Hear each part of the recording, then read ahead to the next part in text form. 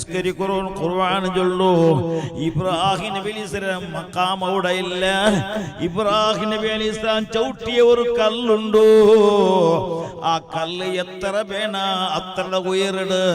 ബഹുമാനപ്പെട്ട ഇബ്രാഹിം നബി അലൈഹിസ്സലാം മുഅ്ജിസത്ത് കൊണ്ട് അതാ ഉയരട്. എത്ര വേണു അത്ര ഉയർന്നോണ്ട് മേൽമേൽ പോണ്ടു ആ കല്ല്.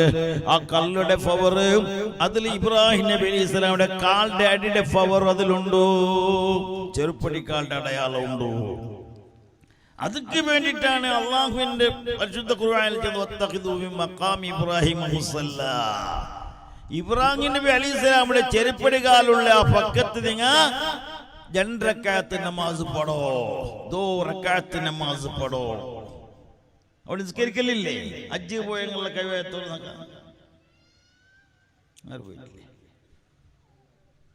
കൂടെ ഉള്ള അവിടെ ആരുമില്ലേ?